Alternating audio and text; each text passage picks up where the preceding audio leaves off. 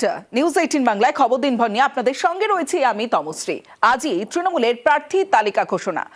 Vote ঘোষণার পরেই আমরা দেখলাম 24 ঘন্টার মধ্যে 144 কেন্দ্রে বিজেপির প্রথম প্রার্থী তালিকা প্রকাশ করে, তারপরে 192 কেন্দ্রে প্রার্থী তালিকা প্রকাশ করেছে সিপিআইএম। আর আজই তৃণমূলের প্রার্থী তালিকা ঘোষণা, বিকেল 3:15 প্রার্থী ঘোষণা মমতা বন্দ্যোপাধ্যায়। সরাসরি চলে যাব, আমার সঙ্গে আমার প্রতিনিধি আবির ঘোষাল রয়েছে, আবিরের সঙ্গে কথা বলবো। আবির, একটা বিষয়ে নতুন চমক থাকবে, কিন্তু আরো একটা গুরুত্বপূর্ণ বিষয় যে বারবার আমরা দেখেছি মহিলা মন পেতে মহিলাদের জন্য একাধিক যেমন কর্মসূচি রয়েছে, তেমন মহিলা প্রার্থীতেও জোর দেওয়া হতে পারে, আর জোর দেওয়া হবে। কোন কোন নাম উঠে আসছে, কি কি চমক থাকতে পারে?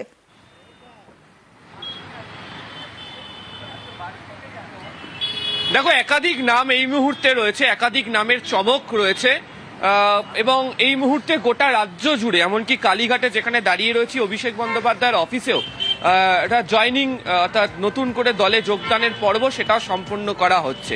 যেহেতু হাতে এখনো 2 ঘন্টা সময় বাকি রয়েছে এবং তার মধ্যেই রাজ্যের একাধিক প্রান্তের একাধিক আসনে নতুন মুখকে নিয়ে আসছে যে তৃণমূল কংগ্রেস, যাদের সঙ্গে গত কয়েক বছর ধরে সামাজিক ক্ষেত্রে আলোচনা তারা চালিয়েছিল, তাদেরকে যে তারা প্রার্থী করতে চলেছে সেটা কার্যত পরিষ্কার স্পষ্টত বুঝিয়ে দেওয়া হচ্ছে এই যোগদান পর্বের মধ্যে দিয়ে। প্রথমত হচ্ছে যে তৃণমূল কংগ্রেসের যারা এই মুহূর্তে বিধায়ক রয়েছে তাদের যদি তুমি দেখো তাহলে দেখবে 70-এর বেশি বয়স রয়েছে এমন 57 জন বিধায়ক এই মুহূর্তে রয়েছে। সূত্রের খবর এই 57 জনের মতো বিধায়কের অনেক হয়তো টিকিট নাও পেতে পারেন। আবার যারা ধরো এর মধ্যে থেকে টিকিট পাবেন তাদের ক্ষেত্রে বয়সের সঙ্গে সঙ্গে তাদের যে পারফরমেন্সকে সর্বাধিক গুরুত্ব দেওয়া হচ্ছে সেই বার্তাও সেখানের ক্ষেত্রে দিয়ে রাখা হয়েছে।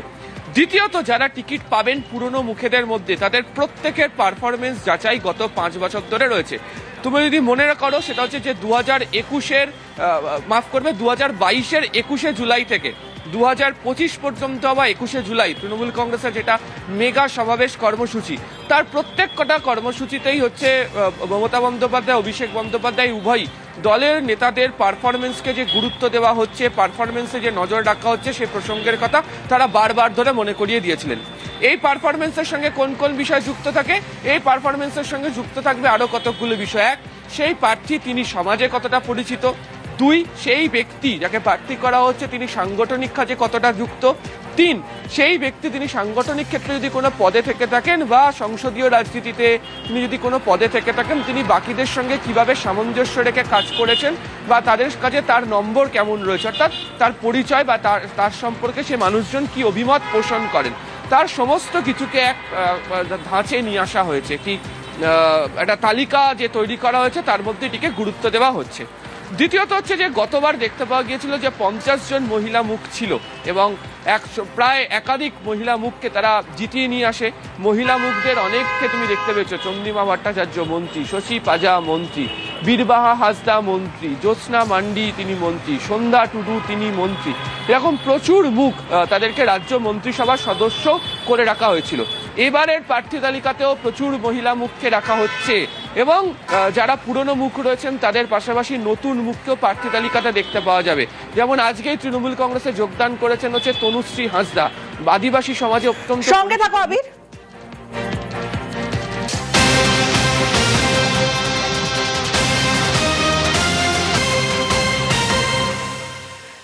বিজেপি ছেড়ে তৃণমূলে যোগদান পর্ব সকাল থেকে আমরা দেখছি, সকাল 11টা থেকেই বিভিন্ন যোগদান পর্ব। এবং এই ছবি দেখছেন এই মুহূর্তে আপনারা, পবিত্র কর বিজেপি ছেড়ে তৃণমূলে যোগ দিলেন। পবিত্র কর 2018 সালে বয়াল 2 গ্রাম পঞ্চায়েতের প্রধান ছিলেন এবং 2021 সালে শুভেন্দুর হাত ধরে বিজেপিতে পবিত্র কর। আমার সঙ্গে আবির রয়েছে, আবিরের সঙ্গে কথা বলবো। আবির, এখানেও একটা জল্পনা উঠে আসছে, তাহলে কি নন্দীগ্রামের প্রার্থী করা হতে পারে পবিত্র করকে?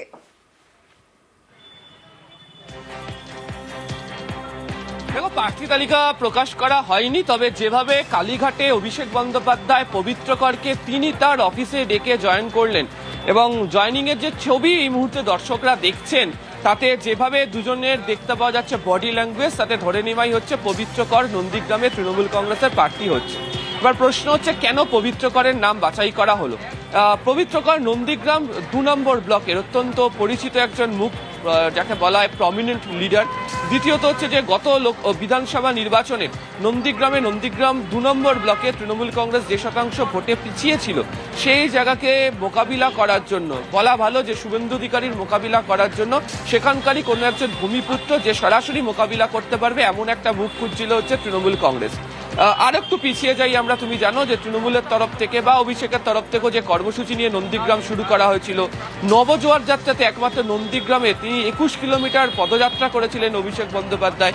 বিভিন্ন সময় বিভিন্ন বক্তব্যের ক্ষেত্রে নন্দীগ্রামের কথা বারবার ধরে উঠে এসেছিল, ফলে নন্দীগ্রামকে আলাদা করে ভাবনা চিন্তায় নির্বাচনের ক্ষেত্রে তৃণমূল রেখেছিল। অনেকেই বলছেন যে নন্দীগ্রাম এই নির্বাচনের ক্ষেত্রে তৃণমূল কংগ্রেসের কাছে কার্যত প্রেস্টিজ ফাইট, এবং সেই কারণেই হচ্ছে পবিত্র করের মতো মুখকে তুলে নিয়ে আসা হয়েছে। কিছুদিন আগে জল্পনা ছড়ায় যে ভোট কুশলী সংস্থার সঙ্গে তার একটি বৈঠক হয়েছে, পরবর্তী সময়ে জল্পনা ছড়ায় যে তার সাথে নন্দীগ্রামের বিধায়কের আবার আলোচনা হয়েছে, কিন্তু দুপক্ষই গোটা বিষয়টা নিয়ে চুপ ছিলেন। এবং আজকে আর 2 ঘন্টা বাকি রয়েছে যখন প্রার্থী তালিকা প্রকাশের, সেই 2 ঘন্টা আগে যেভাবে কালীঘাটেই অভিষেক বন্দ্যোপাধ্যায়ের অফিসে পবিত্র করকে যোগদান করানো হলো, তাতে তিনি নন্দীগ্রামে প্রার্থী হচ্ছেন এই বিষয়ে কার্যত এক প্রকার নিশ্চিত হওয়া যায় এমনটাই মনে করছে হচ্ছে রাজনৈতিক মহল। বেশ, সঙ্গে থাকো।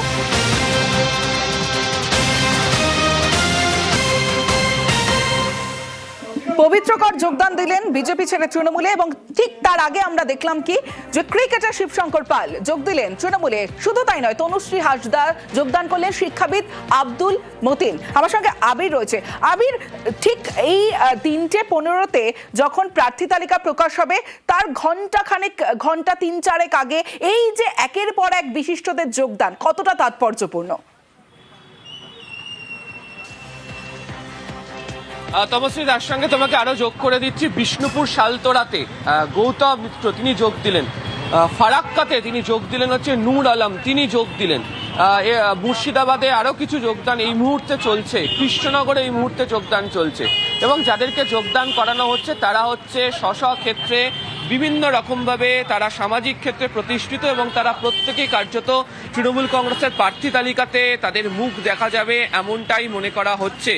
শিবশঙ্কর পাল তিনি কোচবিহারের তুফানগঞ্জের বাসিন্দা। তুফানগঞ্জ আসনে একটা সময় তৃণমূল কংগ্রেসের ভালো ফল ছিল, এর আগের নির্বাচনে তৃণমূল কংগ্রেস সেখান থেকে হেরে যায়, সেখানে ভূমিপুত্রকে তৃণমূল কংগ্রেস দাঁড় করাচ্ছে। এবং শুরুতেই বলছিলাম, যারা সামাজিক ক্ষেত্রে প্রতিষ্ঠিত, যাদের নিজস্ব স্বকীয় ভঙ্গিতে জনসংযোগ করার মতো দক্ষতা এবং ভূমিকা রয়েছে, তাদেরকেই প্রার্থী তালিকায় নিয়ে আসা হবে। শিবশঙ্কর পাল সেদিক থেকে অত্যন্ত গুরুত্বপূর্ণ। তনুশ্রীর কথা তোমাকে আমি বলছিলাম, তনুশ্রী হাসদা বাঁকুড়ার মেয়ে, আদিবাসী সমাজে পরিচিত, এবং তাকে সম্ভবত রানীবাঁধ কেন্দ্র থেকে তাকে প্রার্থী করা হতে পারে। মনে রাখা উচিত যে রানীবাঁধে হচ্ছে এই মুহূর্তে বিধায়ক হিসাবে রয়েছেন রাজ্যের মন্ত্রী জ্যোৎস্না মান্ডি রয়েছে, সম্ভবত তাকে অন্যত্র কোনো আসনে সরিয়ে নিয়ে যাওয়া হতে পারে, বা তনুশ্রীকেও অন্য কোনো আসনে দেওয়া হতে পারে হচ্ছে জঙ্গলমহলে। ঝাড়গ্রামে যোগ দিলেন হচ্ছে মঙ্গল সোরেন, প্রশাসনিক ক্ষেত্রে অত্যন্ত পরিচিত তিনি নাম ছিলেন, দীর্ঘদিন ধরে বিভিন্ন দফতরে ল অফিসার হিসেবে তিনি কাজ করেছেন, আদিবাসী সমাজের কাছে অত্যন্ত পরিচিত মুখ। ঝাড়গ্রাম, বাঁকুড়া, পুরুলিয়া এই চত্বরে, এমনকি ঝাড়খণ্ডের আদিবাসী সমাজও তাকে অত্যন্ত পরিচিত হিসেবে তিনি চেনেন, তাকে প্রার্থী করা হতে পারে। সূত্রের খবর ঝাড়গ্রামের কোন একটি আসনে তিনি প্রার্থী হতে পারেন। অন্যদিকে হচ্ছে অপর একটি নাম আব্দুল মতিন, সূত্রের খবর তিনি সম্ভবত হাড়োয়া বা বাদুড়িয়া, যার যে কোনো একটি আসন থেকে হতে পারেন, শিক্ষাবিদ হিসেবে তিনি পরিচিত রয়েছেন। ফলে প্রত্যেক কটা আসনের ক্ষেত্রে নতুন নতুন এই যে মুখ নিয়ে আসা হচ্ছে, তারা সামাজিক ক্ষেত্রে যথেষ্ট পরিচিত, তারা তাদের নিজেদের এলাকাতে পরিচিত, এবং তাদের সেই নির্দিষ্ট সামাজিক জায়গা সম্পর্কে যথেষ্ট ভূমিকা রয়েছে। ফলে এই ধরনেরই বাছাই করা মুখকে বা তৃণমূল কংগ্রেস এই প্রার্থী তালিকাতে স্থান দিতে চলেছে। অর্থাৎ পুরনো মুখ থাকছেই, যারা পারফরমেন্সের ভিত্তিতে, নতুন মুখ নিয়ে আসা হচ্ছে যারা সামাজিক ক্ষেত্রে পরিচিত, এবং তৃণমূল কংগ্রেস মনে করছে যাদেরকে নতুন মুখ হিসাবে নিয়ে গেলে সমাজের বিভিন্ন স্তরের মানুষের কাছে বার্তা সরাসরি এবং সহজে পৌঁছে দেওয়া সম্ভব হবে। সেই কারণেই হচ্ছে এদেরকে বাছাই করে তৃণমূল কংগ্রেস ভোটের প্রার্থী তালিকা ঘোষণা করার কয়েক ঘন্টা আগে থেকে শেষ মুহূর্তে চমক হিসাবে দলে যোগদান করাচ্ছে, এবং তারা প্রার্থী তালিকাতে কার্যত স্থান পেতে চলেছে, এটা কার্যত পরিষ্কার। বেশ আবির, এতদিন মাঠের লড়াই, মাঠে খেলেছি, বাংলার হয়ে খেলেছি, ইন্ডিয়া হয়ে খেলেছি, এভাবে লড়েছি। নতুন শুরু, আমার কাছে অজানা জায়গা। এটা আমি অ্যাজ এ স্পোর্টসম্যান হিসেবেই বলেছি যে খেলা হবে।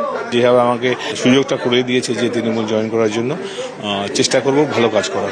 আমি যখন খেলা শুরু করি তখন কখনোই ভাবিনি যে ইন্ডিয়া হয়ে খেলবো, তখন ভাবিনি যে শিবশঙ্কর পাল কখনো ম্যাকো হবে। চেষ্টা করে যেভাবে বাংলাকে সম্মান এনে দিয়েছি, চেষ্টা করব তৃণমূলে আসার পরে সেইভাবে তৃণমূলের সম্মানটা আরো উঁচাই নিয়ে যাব আর মানুষের পাশে থাকবো। মাননীয় মমতা বন্দ্যোপাধ্যায় যেভাবে আদিবাসী সম্প্রদায়ের পাশে থেকেছেন এবং তার উন্নয়ন স্বরূপ যে কাজগুলো রয়েছে, যে কিভাবে আদিবাসী ঐতিহ্য এবং এই উন্নয়নের ধারাকে বলা যেতে পারে প্রবাহিত রাখার প্রচেষ্টা চলছে, তো সেই সুযোগটা আমি আশা করছি এখানে পাবো এবং যে উদ্দেশ্য বা যে আশা নিয়ে আমার উপরে যে বিশ্বাস রাখা হয়েছে, আশা করছি আমি সেই বিশ্বাস রাখতে পারবো, আমি নিরাশ করব না। সাম্প্রদায়িক শক্তি এবং বিচ্ছিন্নতাবাদী শক্তির মোকাবেলায় মমতা ব্যানার্জির যে লড়াই, আমি সেই লড়াইটাকে স্বাগত জানিয়ে আমার এই জায়গায় আসা। আমার জীবনের মাঝ বয়স পেরিয়েও আজকে এই জায়গায় আমাকে এখানে আসতে হলো, কারণ দেশের বিবাদ বিসম্বাদ বিভাজন যে কঠিন জায়গায় পৌঁছে গেছে, এর বিরুদ্ধে যদি আমরা লড়াই করতে না পারি, তাহলে আমার মনে হয়েছে দেশের প্রতি যে দায়িত্ব আমার ছিল সেই দায়িত্ব পালন করা হবে না। তো তারা যদি আমার দ্বারাতে কিছু কাজ করিয়ে নিতে পারেন তাহলে আমি সার্থক হব।